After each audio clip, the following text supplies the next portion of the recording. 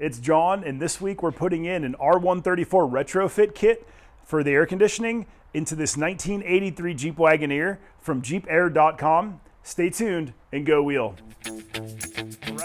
All right, so jeepair.com sent us a r134 retrofit kit to put in this 1983 Wagoneer. So disclaimer, jeepair.com did send me this kit for free, and I do appreciate that because I was looking for an r134 retrofit kit for the Wagoneer, and I didn't think anything existed. I thought I was gonna have to source all the parts myself or just use the generic like fittings for r134 that kind of convert the R12 compressor. It's an engine side kit and it's extremely thorough. Let's go over what's inside the box. It is extremely well packaged. This is the AC condenser. Here's the compressor, and it comes with a full charge of Sanden approved oil. These are more than likely the brackets for the AC condenser. Right, there's a hose kit right here. Now, when you order this kit, it's actually gonna come with pre-made hoses, but I am gonna cut these to size and make my own hoses. And I did buy a hose crimping tool. This is the bracket for the compressor. So I was super stoked. The bracket looks like really high quality. Like, it's really well made. See an expansion valve in this bag, another expansion valve. This looks like, I'm just gonna guess that's a low pressure switch. And then the pigtails for the low pressure switch right there. And then this is a mount for the dryer. And then here is the dryer. So there we go. Pretty sweet. All right, so now that we've walked through what's in the kit, I'm just gonna start tearing into the Jeep next. One of the things you're gonna need are some r134 gauges. You don't have to have these if you're not gonna charge it up yourself. You can just take it to a shop. I'm gonna be charging it up myself. So you're gonna need a vacuum pump as well to pull vacuum on the system. So this one I got from Weber.com, which is like, I don't know, I actually buy a lot of stuff from them nowadays. I've never used one of these before, but it looks pretty straightforward, and we'll find out if we screw it up. Basically going to be using this guy to crimp all the AC lines to the custom links.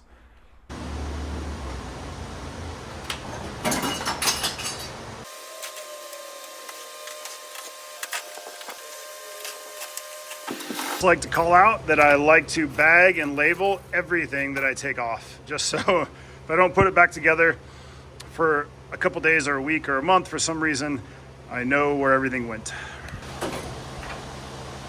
I have a pusher fan that I installed a while back to run over the AC condenser before I did all this.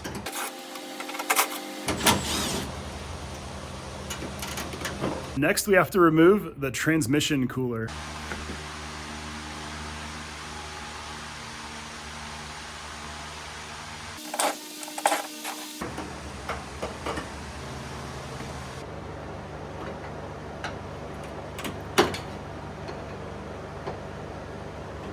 I don't really see a good way to get the condenser out without taking out the radiator. So we're gonna take out the radiator. I'm gonna drain it first.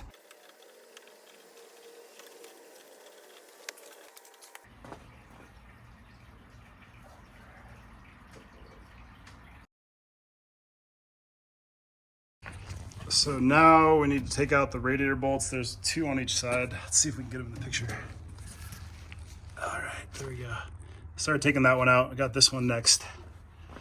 And then I got to get that lower radiator hose as well, but there's two more right here. Got to get those guys out. After we get the radiator out, then we can get to the condenser mount bolts on the sides. They're kind of behind the radiator.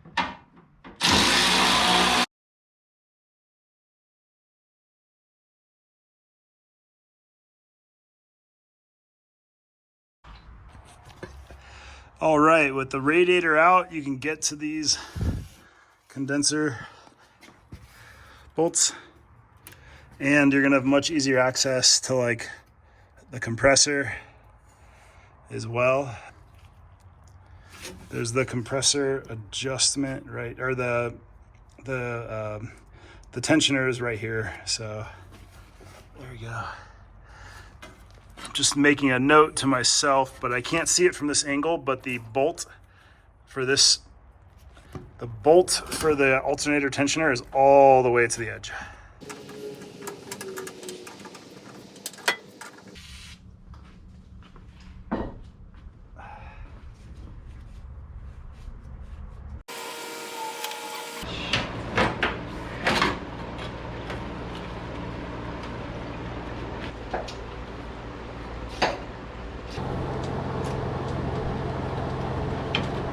There is like an entire bracket system that I think comes off with the compressor. It's not like a modern Jeep where it's just a couple bolts and it pops off. It's pretty sure this bracket has to come off. I'm hoping I don't have to take the water pump off. There's a nut behind that. All right, I had to pull the alternator off. This is for the alternator as well.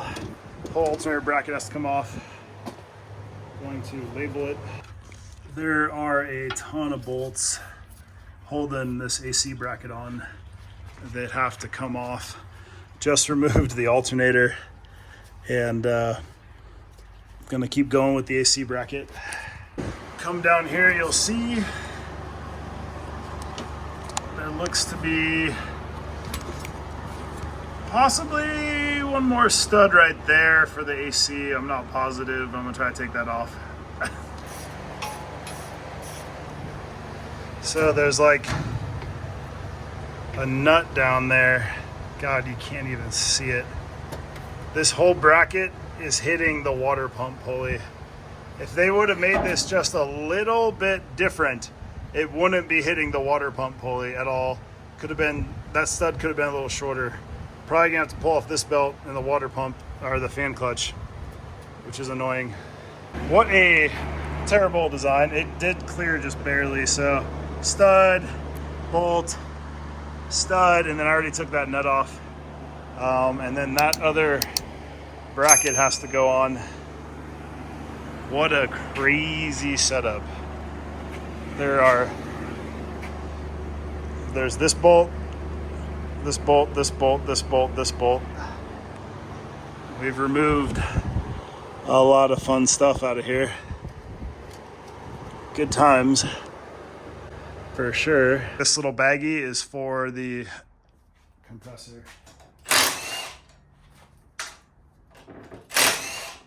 So here's our brackets. There's our bracket. There is our bracket.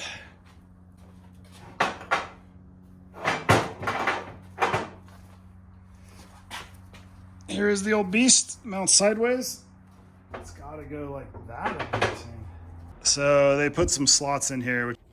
All right, so I'm gonna use a digital calipers to measure the distance of this pulley off of this mount, so I can space this guy out correctly with the new compressor, because he mounts way differently. Okay, so we got 0.47 from here to the bottom of the groove, and then I got 0.92 from here to the center of the first groove, and 0.68 to the center of the first groove.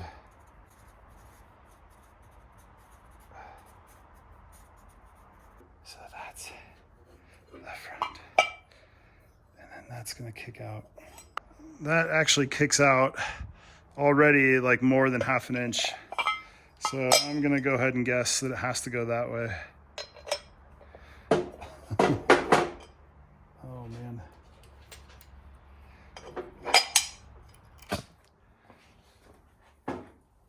Okay. All right. Nope. Is it the front?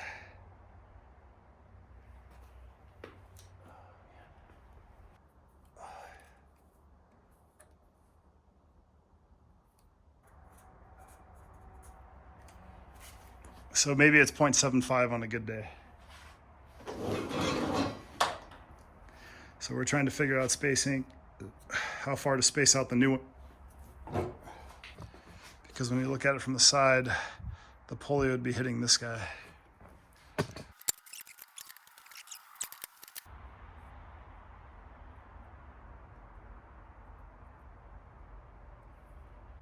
.90. So I feel like on the smallest depth setting, it's 0.90 versus the old one was 0.75.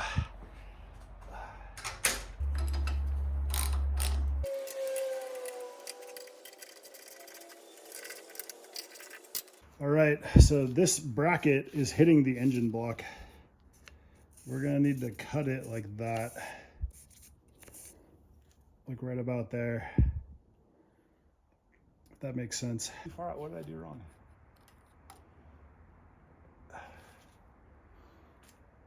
It looks to me like these holes need to be notched and this whole bracket needs to move back. That's what it looks like. And then you got to cut this bracket. I'm still gonna have to play with it, I guess. But yeah, it's spacing too far out compared to the old compressor. It's spaced out 0.98 inches. The old compressor was around 0.7 to 0.75 out to the center line of the first pulley. So major problem. Probably gonna have to modify the heck out of this bracket. All right, so I gotta take that much material off to get 0.12 inches further forward so we can get the right spacing on here. So then we can slide it back just a little more, and that should give us really close to the spacing we need.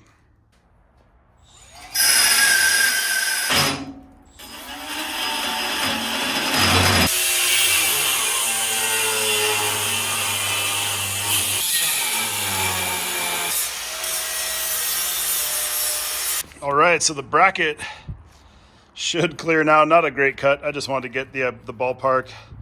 The bracket should clear now, everything, and I think we'll have at least better spacing, more in line with the factory AC compressor. I'm gonna slap some paint on this thing and go from there. So I cleaned up the mount with some degreaser and a wire brush just to make it easier to work with. After you align the compressor on the bracket, and like I said, I used a digital calipers and measured the center line of the first pulley off of the bracket on the old compressor, and it was for me about 0.75 inches.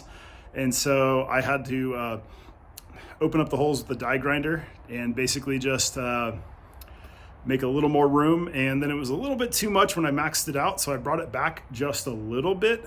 And then I tightened it up on the spot so it doesn't move or change. And then I just got to tighten up the bolts on that. So I think I am just going to bolt this on now and then try to hold it in place. It's not as heavy as the old one, but it's still pretty heavy to hold in place while you try to get all these mounting holes lined up. I'll probably start with that guy and go from there. But yeah, I'm just going to tighten these up. Looks like I was wrong. It looks like these nuts kind of barely fit with the lock washers. Now that everything's tight, I'm going to recheck the distance because it might have sucked in a little more and it might be off now. So I'm going to check the distance to the center line of that first pulley off of the stock bracket. All right, so we were at like 0.95 or something originally, 0.9 originally, the distance from the stock mount to the center line of the first pulley.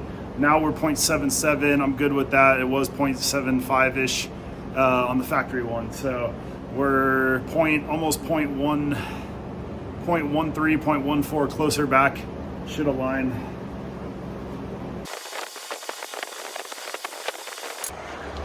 If you want to see what we're dealing with, there's a bolt down here. I don't even know. I can't get this to line up, which is scary. And then I got all these guys too. So this guy I labeled as middle, so that's got to go right there. And then there's the outside passenger. So once you get the AC compressor bolted down, then next you're going to put the alternator bracket on. And then from there, I plan on putting the AC condenser in, mocking it up with the brackets. My first mock up with the brackets didn't quite work. Don't know how it mounts. Doesn't make sense to me. Gonna keep playing with it and see if I can figure something out. A little bonus if you're trying to figure out where all the alternator bolts go. Like a medium length goes right here because the alternator fits right in between there. This is a little stubby guy. This guy is super long, and that's where the metal spacer goes right there. And then, oh yeah, the bracket comes off of that, off the bottom, and then connects to the alternator. That's right. Here's a video of the belt routing. So these back two go over the compressor, the alternator, and the water pump. And then this guy goes on the front of the water pump just to the power steering pump. And then this little guy just goes from the smog pump to the power steering pump. All right, next we're gonna start removing the under dash AC system completely and try to get access to the evap core and the lines in there. So we're gonna start by removing this section, and then there's a bunch of screws and bolts that hold this thing on.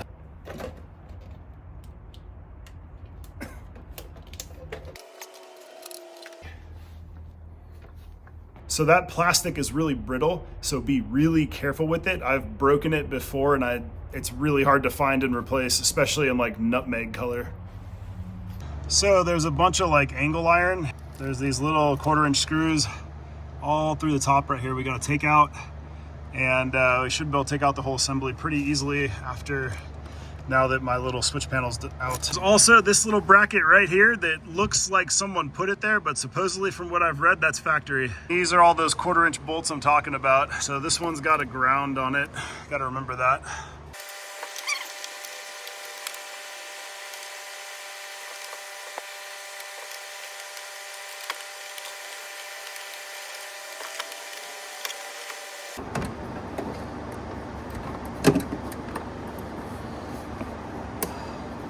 There's like a grommet fitting at the firewall right here that I'm gonna try to remove. And then I think I'm gonna try to pull the whole unit out with the lines out, coming out of the firewall that way. So see those evap lines right there? They're kind of like just taped up. They come right through the firewall, and that's the only thing I could see holding this thing on.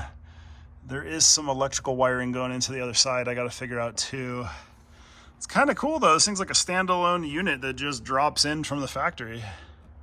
So there's all this like goopy tape around this thing, and you can see where the lines connect. It looks to be the expansion valve. It has a little fitting that comes off right here to the evap. Here's what everything looks like. This expansion valve has a line coming into it, and then it goes in right here or out, whatever. Another little mini copper line coming off of that and screwing in right here. This looks very complicated for such a tight space. So next I'm gonna pop off these screws and try to take this top plate off and see what the evap cord looks like.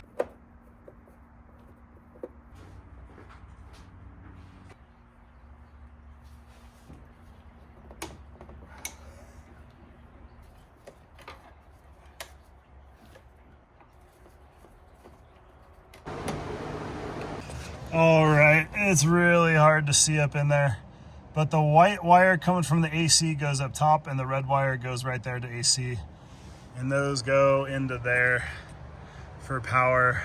All right, this is how the evap cord goes in. This guy's still got a wire connected. There's one little screw right here that holds it in.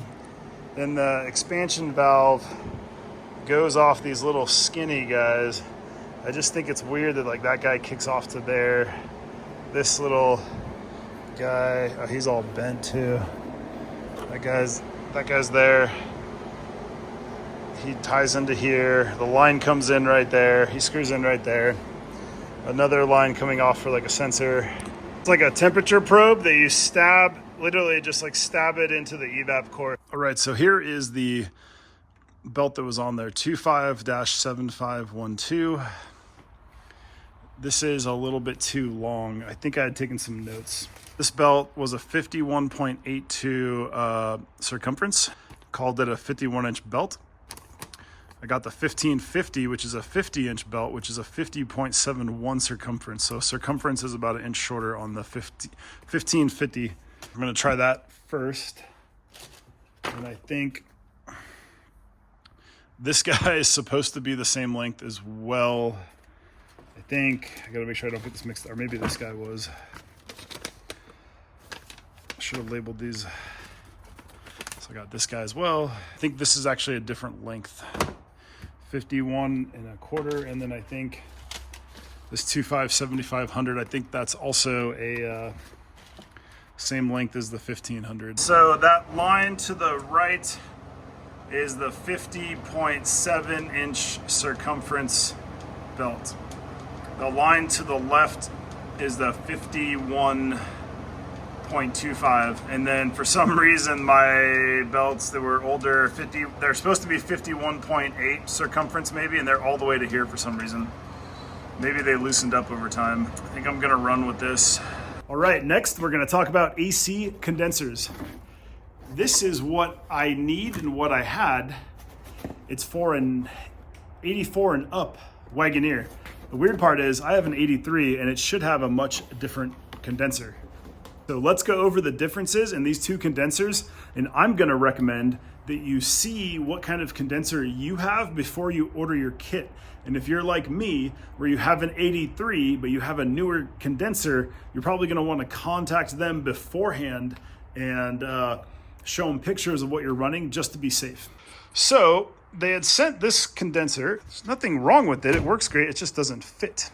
It's actually a much narrower mounting and it mounts completely differently. So they send you these awesome brackets and these are gonna mount, I'm actually not sure where because I don't have a location to mount these.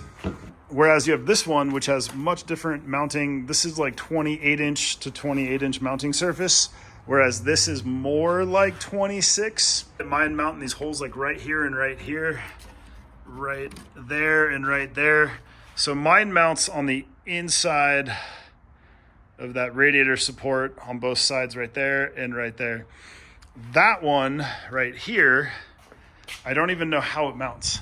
I can tell you one thing, that it looks like someone previously cut this out. I don't know if that's factory or if that's dealer or if that was just someone aftermarket, but someone had cut out some room for the dryer and the condenser. And so I don't really know the story here. All I know is that I have an 83 and what they sent didn't work because I had a newer model condenser. So wanted to make sure we called that out since it is super important.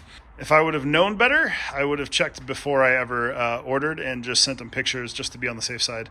But now that I learned the hard way, you can all check your setup before you order. What we're gonna do next is install the condenser so I can get moving forward with this project. Drop the radiator in and start mounting the AC condenser stuff. You're probably gonna wanna throw some tape on your fan shroud if you're running the BJ's fan shroud because it's got some spring to it.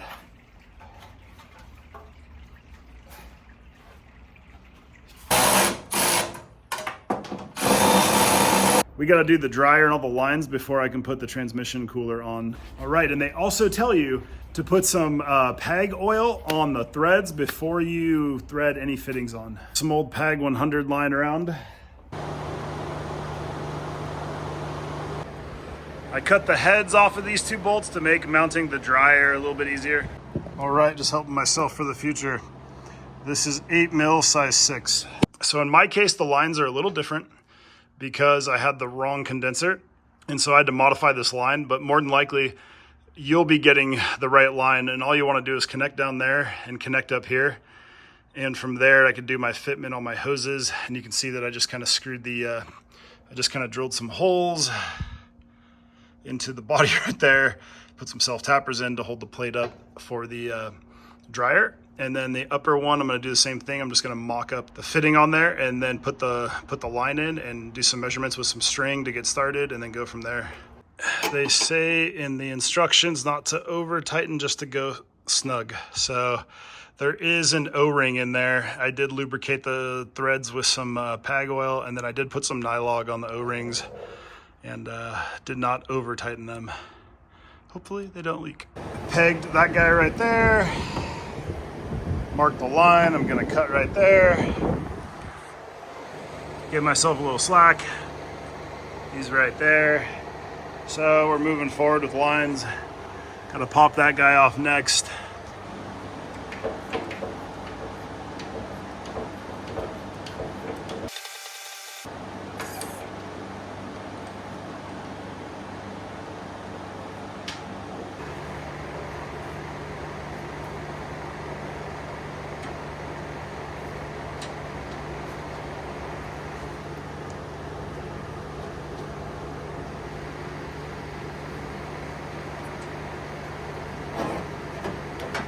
The old setup had 2 grounds on the compressor.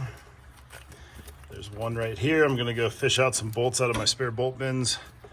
And there's another ground to put right here.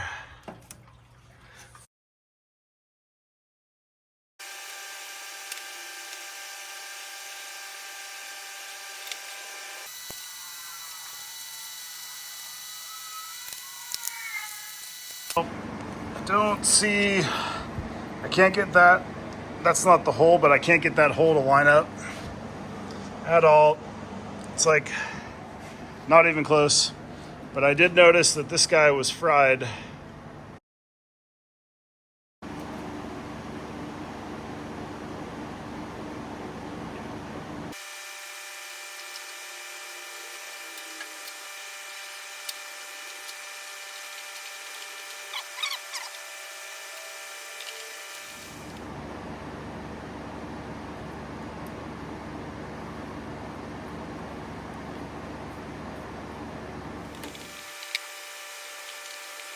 I want to have enough slack on the line so I could pull the whole unit out about this far when I'm working on the thing. So these lines are mostly mocked up. I feel like the lengths are pretty close.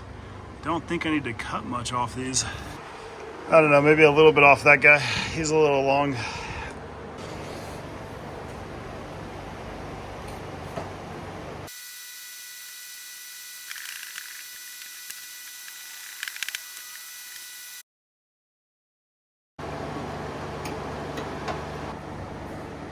Put the fatter line through first.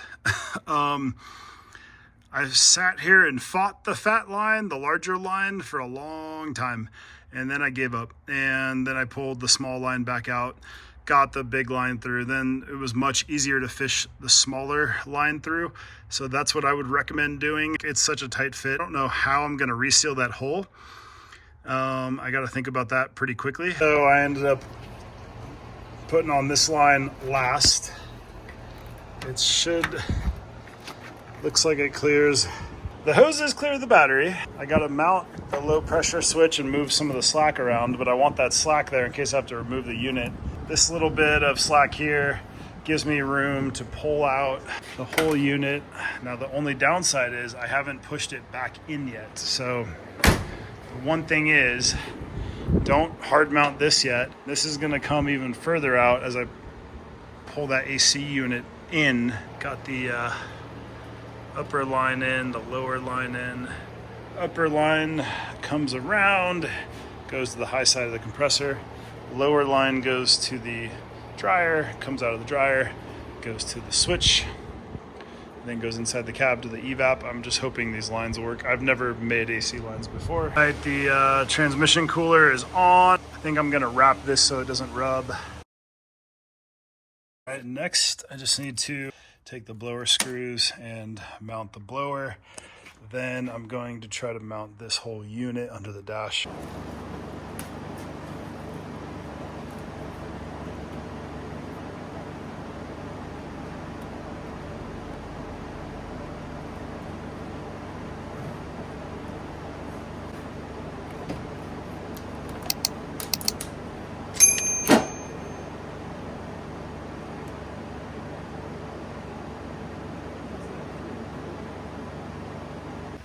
So the lines are hitting the hole in the firewall. It's like the evap cord doesn't stick down enough compared to the old one. I'm gonna have to like take it back out and bend it down.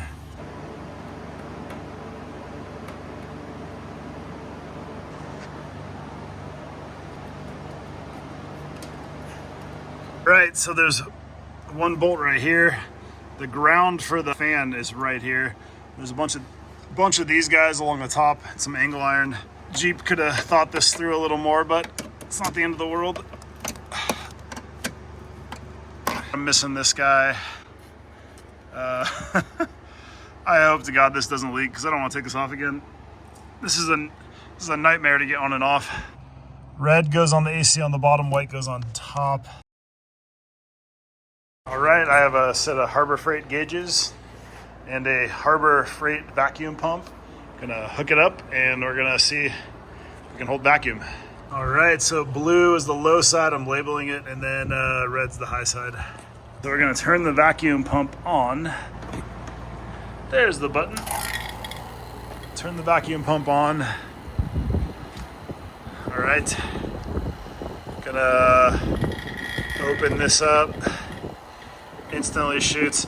This gauge never hits 30. I've just done AC on 3 different Jeeps recently and it always goes right there on full vacuum. Open this up.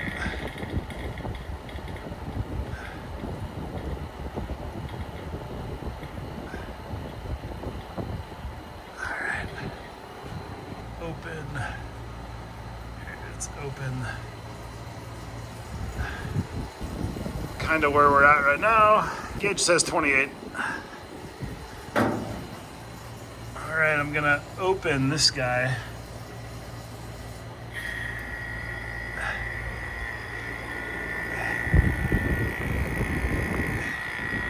Did drop, which is not good. So I want it to get to 28. again. Might have a leak somewhere. All right, everything's on, connected, and we've got no vacuum, so I'm gonna smoke test it. All right, so I've got a leak somewhere. I am going to use my smoke machine and hook it up to the low pressure side and then maybe the high side. There's no Freon in it yet. I just can't get it to hold any vacuum, and I can't even get it to pump up, or can't even get it to build up vacuum. So there's probably a pretty large leak somewhere. All the fittings are tight. I don't know if I crimped a fitting wrong maybe, or hopefully the evap core is not leaking or something. Like hopefully I didn't mess that up. Let's see what happens. All right, here we are with the smoke machine hooked up. Letting it run for a second, I think, before we...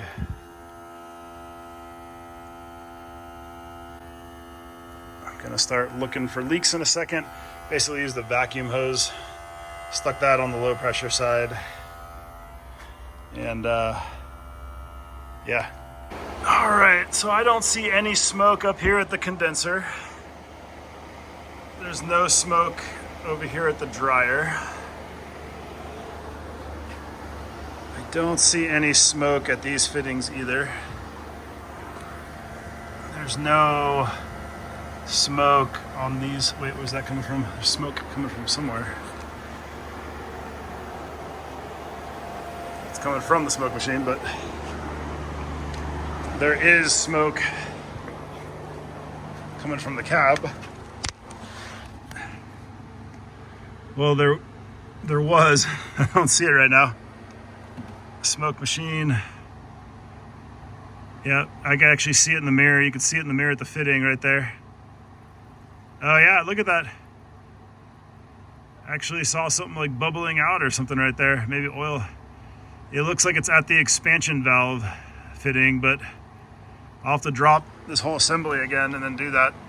All right, so I used my smoke machine, and it was kind of my worst fear. It wasn't just a simple like loose fitting anywhere on the front of the vehicle. It's under the dash, somewhere in the evap core area. I think it's near the expansion valve. So what I'm gonna do is I'm gonna drop the under dash unit, leave it hooked up, and smoke test it where I could see it and try to see where the leak is and see if I could tighten it and get the smoke to go away, you know, like run it again. So that's kind of my plan for diagnosing. Hopefully I just didn't tighten a fitting on the expansion valve right. Hopefully I didn't break something. It's kind of hard to shove everything up in there, so maybe something loosened up somehow. I don't know. We're at 1.5 now. We were up here at 3.5, and that was because of this fitting right here. The thing that I just noticed is this bent line. It's not leaking, but that sketches me out. I don't know how I did that, or if that came like that or what. All right, so we now have vacuum holding. Did use the smoke machine to figure out the leak, but if you just go over all your fittings and make sure they're tight, which I thought I did, but there was one on the expansion valve that was like a little bit loose, and that's where the smoke was coming out of. Figured that out. We've now been holding vacuum for like an hour, no problem, whereas before it was dropping immediately. I am now going to pull vacuum for an hour straight to boil out any moisture, and then I think from there we can charge it up, which I'm stoked. And I think while it's pulling vacuum, I'll take a break, and then maybe I'll put the dash back together. So we are ready to charge the system. It held vacuum for over an hour, whereas before it would like lose all vacuum within 10 seconds or a minute. Found the leak in the cab. I removed and reinstalled the whole under cab assembly after smoke testing it and figuring out the smoke was coming from inside the cab. We're holding vacuum right now. I am gonna wheel over a cart and set up my little mini scale. Right, so we're gonna charge it up. Got some r134, and this is from Harbor Freight. It's like 15 bucks a can with a $10 deposit. Got a cheap little scale from the hardware store that I've used for all the AC work I do here on all my Jeeps. We're gonna wanna charge it to 1.25 pounds to 1.5 pounds in that range, depending on where the readings end up being. Actually had the vacuum on it all day after smoke, checking vacuum again, then smoke testing, and then checking vacuum again, then smoke testing again, then checking vacuum again, finding leaks, going from there, chasing some stuff around. So I think we're think we're ready to go. So I'm pretty excited about this. So I'm gonna get going. I did grab this at Napa today, the Reeby's in town in Colfax. It's some Freon with some UV dye. I was gonna pump this in originally when I couldn't find the leak. The smoke testing found it. I'm gonna pump this in first to make sure I got some dye in there in case a leak develops. This will make it a lot easier to find. You don't have to do that. I normally just do this stuff right here. You could also just buy little tubes of dye and you could just dump it in through like the low side or the high side, or dump it into the dryer or something.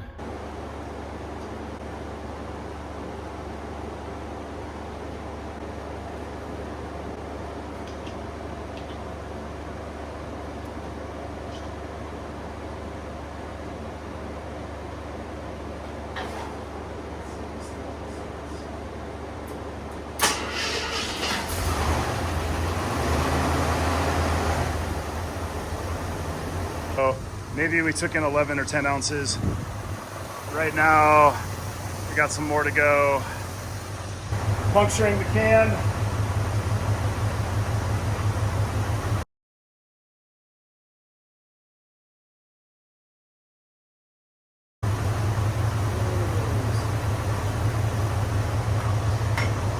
So I just put my swamp cooler and my fan in front of the radiator, in front of the condenser.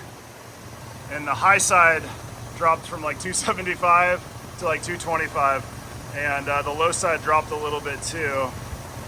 So both sides dropped. I might dump a little more in there. I'm not sure if that's about right. I think we're good. I might just leave it. Could always top it off another time. But yeah, I might need to put this electric fan back on to help with idle, so it doesn't get too hot when we're like idling through a drive-through. Oh my God, it feels so good in here. It feels so good in here.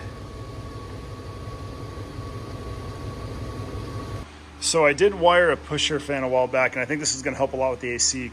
So yeah, I'd like to say thanks to Jeep Air for sending me this kit. It's amazing to finally have air conditioning on the Wagoneer after not having it for 7 years.